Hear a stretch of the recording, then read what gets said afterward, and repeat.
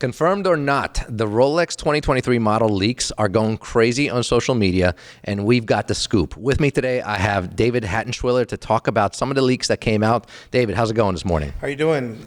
It's a pleasure. It's a pleasure. Thank you for having me on here. Always nice having you. You're really a good guest to have. You're easy to talk to. You're full of information, and I actually really appreciate your time. Thank you. Thank you. So, Rolex leaks. Over the past couple of days, the interwebs, mostly social media, mostly Instagram, has been blowing up with leaks, Reddit as well. There have been a couple of images that have been posted that, again, not confirmed. I always wonder whether this is like a purposeful leak by the brand itself. Where does this come from? Because the images that are posted are from what seems to be like a catalog. Right, yeah. So it's not like, oh, somebody just took a picture of it, doing manufacturing. Yeah, it's interesting. The rumor mill has really been buzzing with all of these speculations. I believe that we're going to have final word on April the 1st, so on April Fool's Day. But that's when Watches and Wonders starts, and when the brands will generally give out all their new releases. But yeah, I think that they came from like a magazine called Blick it's a Swiss German magazine, and they're kind of equivalent to like a Forbes or a New York or Atlantic type magazine in Switzerland, right? And they apparently had early access for their print, and then it essentially got leaked. But I don't see I don't see really the how it could be. It could be fake, right? I mean, why? I don't know if it could be fake, but I think this would be a great marketing move by Rolex, the brand itself, to generate the hype that they're constantly chasing after for their brands. For sure. I mean, this is one way to differentiate themselves from the pack and essentially get a head start in generating buzz. And you have all of people's their imagination and all the creative gears are turning, saying, "Oh wow!" With the whole speculation. I mean, definitely when I saw some of these models, I said, this is a no-brainer. Why didn't they come out with this earlier? So I mean, we know how Rolex works. They make tiny little changes. Nothing revolutionary. Yeah. There is a model on here that I think is mind-blowing, and we'll get into that. How often do you think these leaks are on point? I mean, we've seen leaks pretty much every year. I feel like they've always kind of been there, like they hit the spot.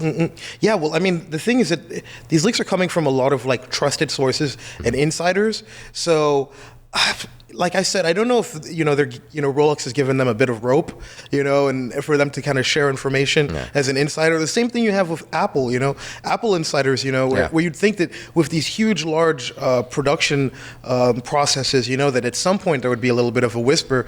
But loose lips sink ships, right? So I might actually steal some of this from their strategy and release some like really grainy, like shitty images of our next merch drop. Like have them go crazy online. Exactly. Have it at the manufacturer, the seamstress. Take a picture with like a flip phone or something. That's not a bad idea. I think I'm going to do that. Not bad idea. Look out for some leaked photos of our next merch drop. It's actually very good. Let's talk about my second favorite one. It is the Rolex Submariner, yellow gold with a green dial, green bezel. Oh, that's stunning, right? A solid gold Hulk. I mean, that is such a boss watch. Yes. That really like harkens back to like the 80s and the glitz and the glamour of that time period, and just to have it in that maxi case, the 41 millimeters with the ceramic insert.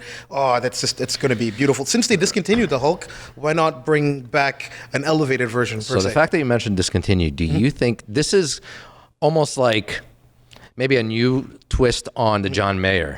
Any chance that they might discontinue the John Mayer when they release this? Because that would be huge. That would be huge, and then you'd see the prices even insane. Jump up again. John Mayer's right now, they're trending at around the $85,000 range for a pre-owned model.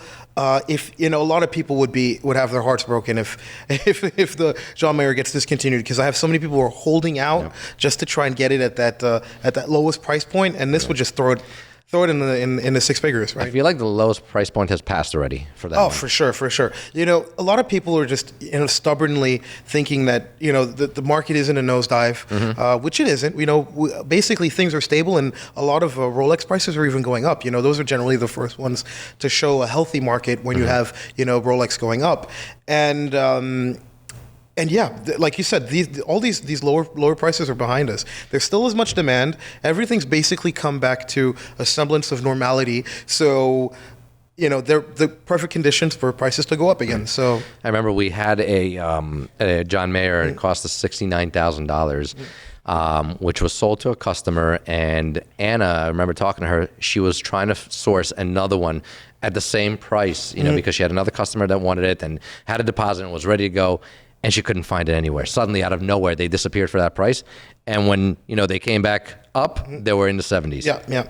That's the thing, when we're selling pieces, right? Some pieces that we might have sat on for a while, and then all of a sudden there's a renewed interest in them. We have to think to ourselves, hey, if we sell it at this price, will we be able to replace it for the same price, right?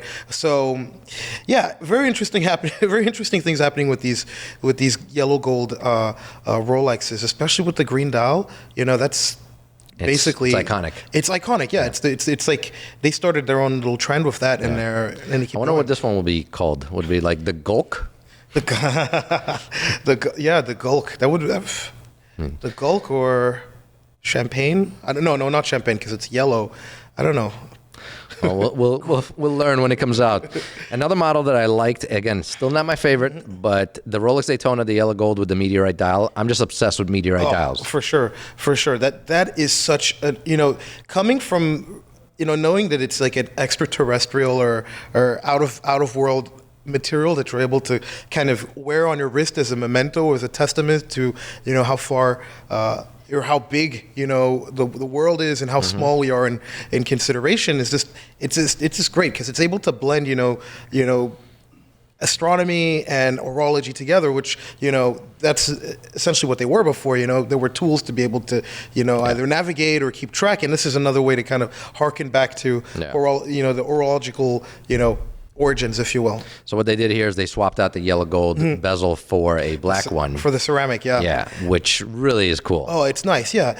I mean, it's I really, really love the ceramic on the Daytonas. Yep. Just something about it just gives it, because it's such an iconic, watch that the ceramic, using these modern techniques really elevates it and pays homage to the original design, but really modernizes it for, a new generation. So another one that they came out with, again, this is one that we've seen, a little update, the GMT Master Sprite, as we've dubbed it, with the proper, placement of the crown. It's no longer the Destro, it's now, a regular one. I mean, I think so many people were very interested in the Sprite. Me being a lefty, I said, oh yes, finally we got one, right? But I think the fact that it was a novelty put off a lot of people because people didn't really know how to approach it. Since it wasn't so limited, a lot of people said, they were willing to hold out or maybe even just get a Pepsi. But I think to give options, to have one model where you can get it in left or right, I think that's a good way to be inclusive and also to sell a lot more of them. I see about that. I don't know if you're going to have that option. I think they're going to discontinue. Really? Left. Yeah. I think they're going to make it such a limited model. Rolex. No, I think that like a 1 year, run. They'll discontinue it. Prices are going to shoot through the roof on that one. It's going to be a collector's item. I don't see it as something that they're going to, keep producing, over and over. Yeah, we did get a lot of interesting novelties, like the first Bold Titanium watch last year. We got a Destro watch. People say that Rolex doesn't do crazy things, but they're quite subtle in their approach, right? Yeah. So these are all kind of proof of concepts for, later integration, if you will. So something that I didn't see on their list of potential watches is I want a solid titanium Yachtmaster. That would be my head would explode, right? So there is one it's a prototype. They've only produced, I believe, 2 of them. One for, I forget his name, but he's an Olympic sailor. He races catamarans, and he has I think it's the only one that's been produced, and Rolex has him as an ambassador, and he wears one, and it's a titanium Yachtmaster, like the Yachtmaster. Yachtmaster 2, I believe. And then it has a Velcro kind of strap on it. And it looks so cool, so badass. I mean, for a watch of that size, titanium would make sense, just like it did for the Deep Sea that they created, which is like 48, giant. Right. I mean, it would make a good paperweight, but apparently it's really light, so Yeah. it wouldn't really hold the papers, right? That would be nice to see in a Yachtmaster too. On it, yeah, it would be. It would be sick. The Sprite did sell well. We sold a bunch of them. People were buying them. It wasn't just specifically for left-handed people. People bought them just because it's a novelty, because it could potentially be a collector's item. So it is interesting to see whether they'll discontinue that one. One of the least, I guess, entertaining ones is a new Rolex Milgauss with a new case. Yeah. Have you seen this thing? So I have not seen that one, actually. Milgauss is my first baby. My first Rolex, actually. I had a Milgauss with a white dial. And this would be interesting. What is it? Is it a larger case, or? They cased it like the Air King. Oh, okay. Oh, wow. Okay. Interesting. Yeah. I don't know if I like the crown guard like that. That's interesting. It's strange because the Milgausses, they shot up and then now they're quite leveled. So it'd be interesting to see if this would kind of reinvigorate that model line. So the crown guard's added for protection against knocks. Obviously, it still has the lightning bolt second hand, all that stuff. It's not really that entertaining. I'm surprised that they release something with such tiny little changes. Yeah. Me personally, not being this crazy horologist and watch collector, I'd be like, okay, cool, great. Get the previous one. That's like going from an iPhone 14 to like a 15. Yeah. Right? Where they just change the camera a little bit bigger. But like, oh great, the camera has a few more megapixels. Right? Who cares? Yeah, exactly. I mean, what's really interesting is under the hood of this watch, where you really are getting all those protections against magnetism and all of that. But I really wish that they had one with a date. I think that's what's cutting a lot of people out from the Milgauss. I don't know if it's possible to do one with a date because, again, there are layers of anti-magnetic plating. So I don't know if the date wheel would be able to. The name, Milgauss is, 1,000 Gauss. Like that's, I guess, in French for I guess mille is 1,000 in Gauss. Yeah, in French. Let's get down to my favorite one. Now, again, there's 5 releases or at least 5 leaks that we've seen. This one's my ultimate favorite, and I actually think that I would buy this if this came out. It's the Rolex American 70th anniversary platinum with a blue dial. Oh, that watch is so cool. It is cool. Very, very cool looking. No, that is amazing. Honestly, if they did that, that would probably be on the level of the Panda Daytona, the Platinum Daytona. That would be in the big leagues for sure. That's a watch that would go for, I'd say, at least 120 mark out the door. Oh yeah. So at least 120 out the door. Because if they were to make something like that, that would probably be in the $70,000 range. Maybe a little bit less than the Platinum Daytona, because obviously it has less complications. But just in terms of demand and sheer buyer enthusiasm, I think that's going to definitely, do the. Correct me if I'm wrong. Has there ever been a platinum sub? So no, there has not. There has not been a platinum Submariner. You can get, white gold Submariners. You can get a Yachtmaster with a platinum bezel, but total platinum, dive watch like that would be. Yeah, I think it's going to compete with the Platona, which is the Platinum Daytona. It's got a similar color, scheme going to it, but this has the bezel and the dial, of the same light blue hue. I hope, honestly, you're not messing with us. I don't know if my little heart can take. I guess we'll find out in a couple weeks. Yeah. Honestly, Watches and Wonder is going to come out, and there's going to be a huge amount of interest, not only for the Rolex releases, but also to see what's discontinued from Patek, which is going to dictate, the huge surge in prices on the secondary market. A lot of speculation there, and also a lot of novelties and new pieces to come out. So I wonder if Rolex keeps, their fingers on the pulse of the market and knows, okay, right now things have slowed down. If they're like, hey, let's discontinue a couple models that are going to drive up demand like crazy, drive up prices. For example, if they discontinue the John Mayer, it's going to go nuts. Things are going to go crazy. People are going to be running to get them. People that already have them are going to sell them for significant, increase. It's going to spark, a nude, interest in these watches. No, also that's interesting to see as well how that correlates. Them discontinuing a model correlates to their CPO program and how, if, they would discontinue, I don't know, the Pepsi, which is unlikely, but, how much, because they're already trending 30% over what, secondary market prices are. But imagine, on their CPO end, that's an opportunity for them to make quite a bit of profit as well. So, of course. What would you want to see from Rolex other than the Platinum Yachtmaster 2? Platinum, Titanium Yachtmaster 2. Titanium. I want to see that Submariner. I want to see it on your wrist. Actually, I think it would be interesting to bring back a Coke. Why not?